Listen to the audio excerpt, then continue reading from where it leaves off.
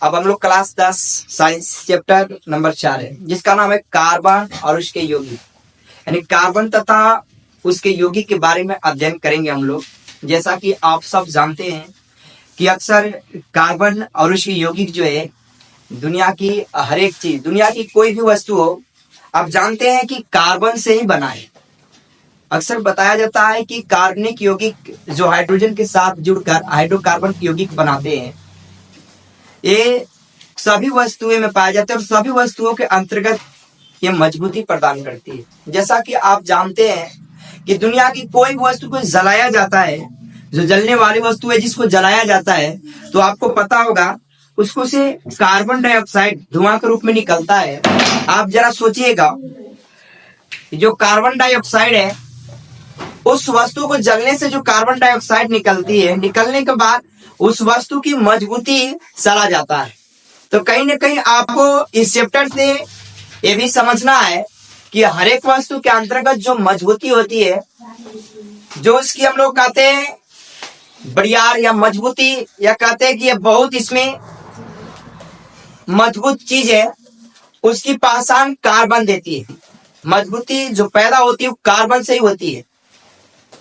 इसको आप प्रूफ इस प्रकार कर सकते हैं कि जब उसको हम लोग जलाते हैं तो जलाने के दौरान जब CO2 निकलता है तो CO2 के साथ उसकी मजबूती भी चला जाता है। कहीं ना कहीं CO2 के कारण उसमें मजबूती था। इसी से संबंधित हम लोग अभी बहुत चर्चा करेंगे और इसके बारे में अच्छा से पढ़ेंगे। तो चलिए हम लोग सबसे पहले कार्बन के बारे में जानते हैं। इसके कुछ महत्वपूर्ण बिंदु पर हम लोग चर्चा करेंगे कि कार्बन ऐसा क्या है, कार्बन में ऐसा क्या है, कार्बन क्या है जो हर एक वस्तुओं में पाया जाता है, जो हर एक तत्व के साथ बंध बना लेता है, हर एक तत्व के साथ दोस्ती बना लेता है। कार्बन ऐसा क्या है जो हर एक वस्तु में पाया जाता है और मजबूती प्रदान करता है। चलिए हम लोग इसकी कुछ महत्वपूर्ण पॉइंट पर बात करते हैं। यहाँ पर बताया जाता है कि कार्बन एक अधातु है। कार्बन धातु नहीं बल्कि अधातु है, जो परमाणु संख्या 6 होता है, जिसका परमाणु संख्या क्या होता है 6, और इसकी संयोजकता 4 होता है।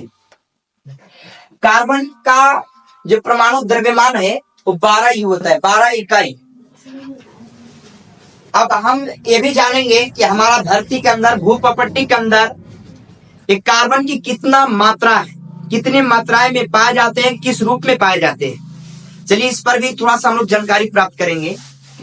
भूप्रपट्टी यानी आप इस धरती पर देखिएगा तो कार्बन जो है वो हाइड्रोजन कार्बोनेट और कोयला पेट्रोल के रूप में 0.02% पाया जाता है या होता है। पेट्रोल, इसमें भी आपको कार्बन की मात्रा होता है। हाइड्रोजन कार्बोनेट, इसमें भी आपको कार्बन की मात्रा होता है। कोयला, जो आप जानते हैं कि कार्बन का ही अपरूप है, इसमें भी कार्बन पाए जाते हैं। वायु में कार्बन डाइऑक्साइड यानी CO2 के रूप में 0.03% कार्बन पाया जाता है। उसके बाद आपको मैंने बताया कि दुनिया की लगभग सभी वस्तु, जैसे पेड़ पौधा, जूता चप्पल, कलम, किताब, बोर्ड, तार, जितने भी वस्तु आपको दिख रहे हैं, आसपास जितने भी वस्तुएं हैं, लगभग बताया जाता है कि सभी वस्तुओं में कार्बन मौजूद है और सब में कार्बन पाया जाता है। तो चलिए इसी के साथ अब हम लोग अगले स्टेप को समझते हैं। इसको रोक दो और अगला स्टेप मिटा कर लिखना पड़ेगा। चलो तो चलो अब हम लोग जानते हैं आबंध के बारे में। आबंध का मतलब होता है कि ऐसे आप लोग डायरेक्ट अगर समझना चाहते हैं तो आप लोग को पता होगा कि दो लोग के अगर कोई काम करना हो तो कुछ पैसों की आपस में साझा करते हैं, यानी दोस्ती करते हैं, और वो जो साझा वाला पैसा है उससे दोनों काम करते हैं। जैसे आप लोग को पता होगा कि भाई भाई एक में पैसा मिलाते हैं, उसे हम लोग साझा वाला पैसा कहेंगे। और कौन जो पैसा होता है दोनों भाई का उस पर हक होता है। अगर दोनों मिलाकर 10 रुपए जमा करते हैं तो दोनों बार दोनों का उसे काम होता है। 10 रुपए का कभी काम लगा तो ये भी कर लेगा और रख देगा, और अगला भी कर सकता है।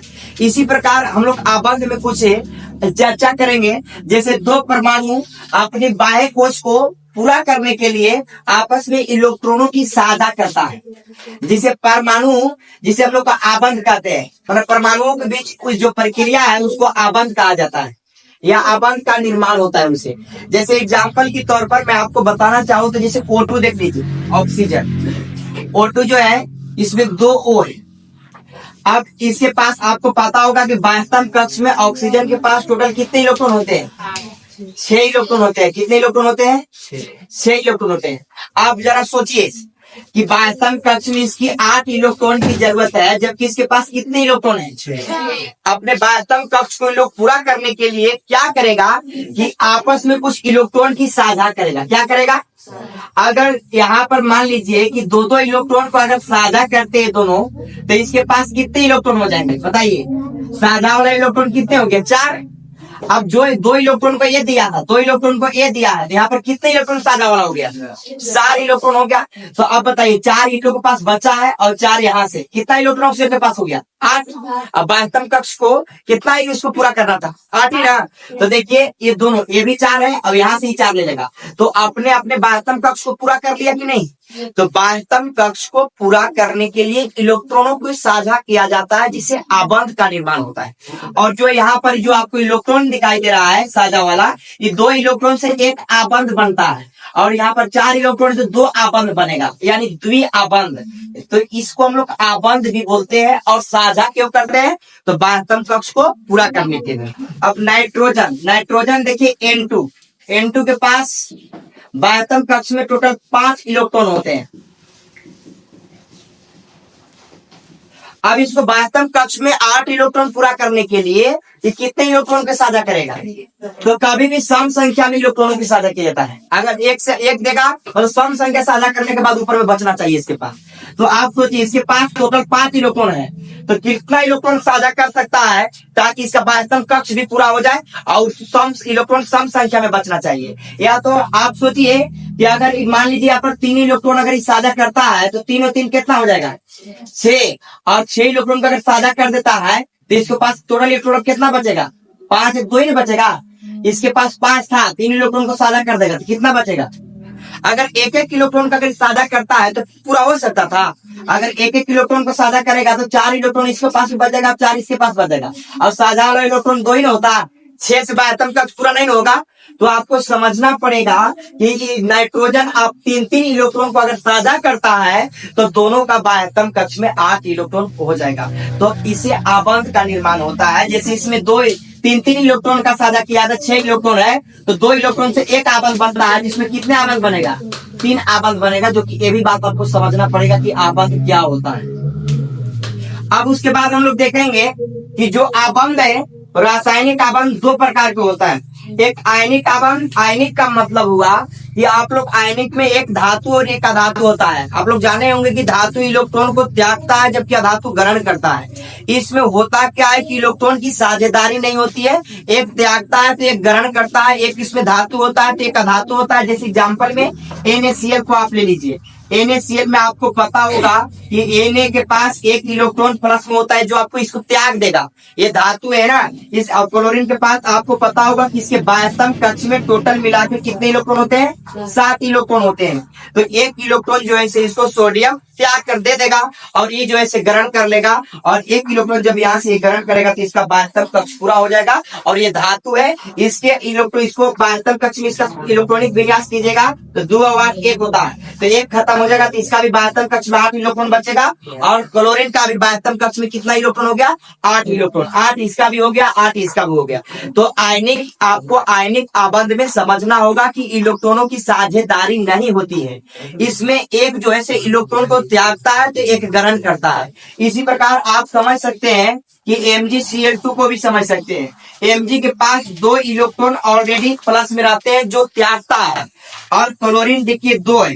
तो आप दोनों क्लोरीन के पास सोचिए, इसके पास भी 7 इलेक्ट्रॉन बाह्यतम कक्ष में होगा और इसके पास भी 7 इलेक्ट्रॉन बाह्यतम कक्ष में होगा। अब बताइए 1 इलेक्ट्रॉन इसको ही दे देगा और 1 इलेक्ट्रॉन इसको दे देगा। तो मैग्नीशियम जो है 1 इलेक्ट्रॉन इसको भी दिया, इसको भी दिया। इसके पास भी देखिए इसका इलेक्ट्रॉनिक विन्यास कीजिएगा 2 8 10 और 2 12 होगा।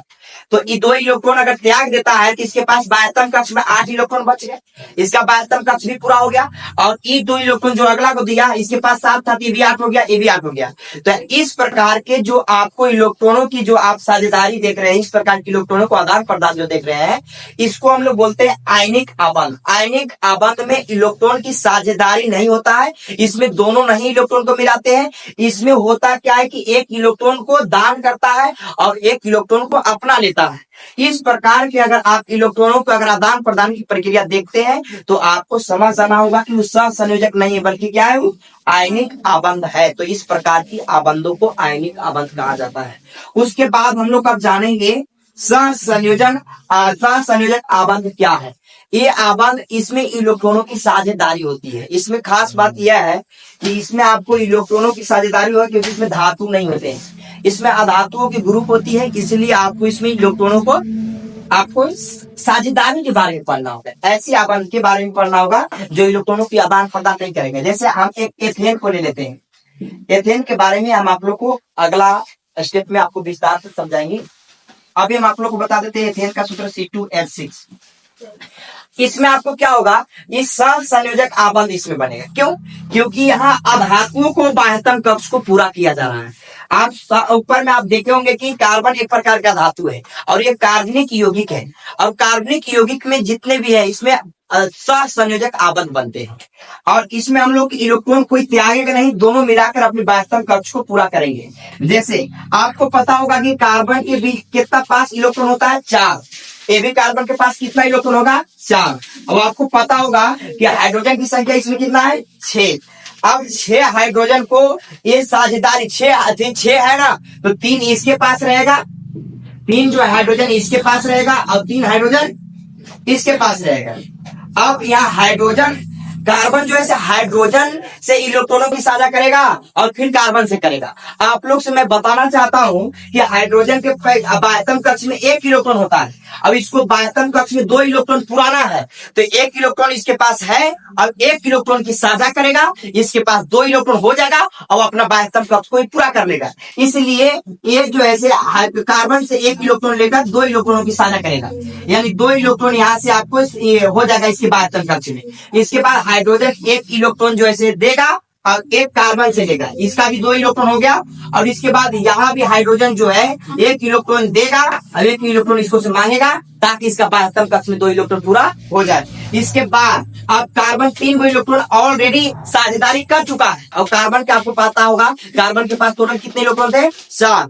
अब 1 इलेक्ट्रॉन जो बचा यहाँ आपको साझेदारी करेगा कि कार्बन कार्बन के साथ कितने इलेक्ट्रॉन की साझेदारी करेगा, 1 इलेक्ट्रॉन का। अब बताइए, अब आपको बाह्यतम कक्ष में पूरा करना था, इसी प्रकार ये कार्बन को भी कर लीजिए, 1 इलेक्ट्रॉन को हम साझेदारी कर लेंगे, इसको भी 1 इलेक्ट्रॉन के साथ साझेदारी कर लेंगे।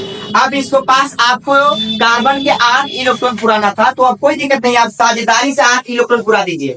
देखिए कार्बन को 8 पुराना था, तो 2 4 6 और 2 8, जहां 8 पूरेगा तहीं इसमें घेरा लगा देंगे, कार्बन की हो गया।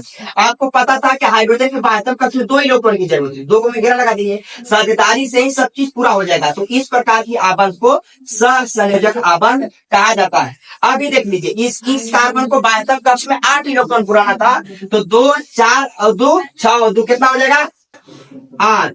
तो 8 आपको जहां पूरेगा वहां तक आप घेरा लगा लीजिए। अब हाइड्रोजन की बाह्यतम कक्ष में 2 की जरूरत है, 2 में घेरा लगा लेंगे। इस प्रकार से हम आबंध बनाएंगे, तो आप समझिएगा कि यह सहसंयोजक आबंध है, क्योंकि इसमें इलेक्ट्रॉनों की आदान प्रदान नहीं बल्कि साझेदारी किया गया है। तो चलिए अब हम लोग अगला स्टेप पे चलते हैं। चलो कार्बन के कुछ यौगिक यानी कुछ अपरूप के बारे में चर्चा करेंगे ना। अपरूप का मतलब होता है कि तत्व एक ही रहेंगे, तत्व का रासायनिक गुण भी एक ही रहेगा, लेकिन जब उसका भौतिक गुण अलग अलग हो तो उसे तत्व का कौन कहा जाता है, अपरूप। जैसे आपको अभी मैं बताऊंगा कि कार्बन के 3 अपरूप होते हैं। जैसे कार्बन का अपरूप हीरा को माना जाता है, कार्बन का अपरूप कोयला भी होता है, ग्रेफाइट भी होता है, कार्बन के अपरूप फ्लोरीन को भी माना जाता है।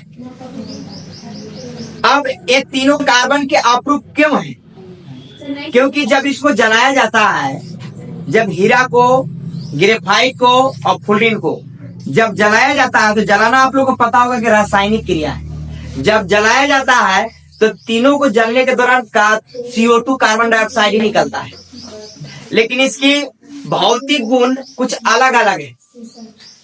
इसके कारण हम देखते हैं कि सबका आकार अलग अलग है, सबका आकृति अलग अलग है, पर रासायनिक गुण समान है। जैसे जलाइएगा तो सबसे कार्बन डाइऑक्साइड ही निकलेगा, पर कुछ खास भौतिक गुण में अलग अलग हो जाने के कारण इसको कार्बन के अप्रूप माना गया, क्योंकि कार्बन ही है, क्योंकि सब में रासायनिक गुण समान मिलता है।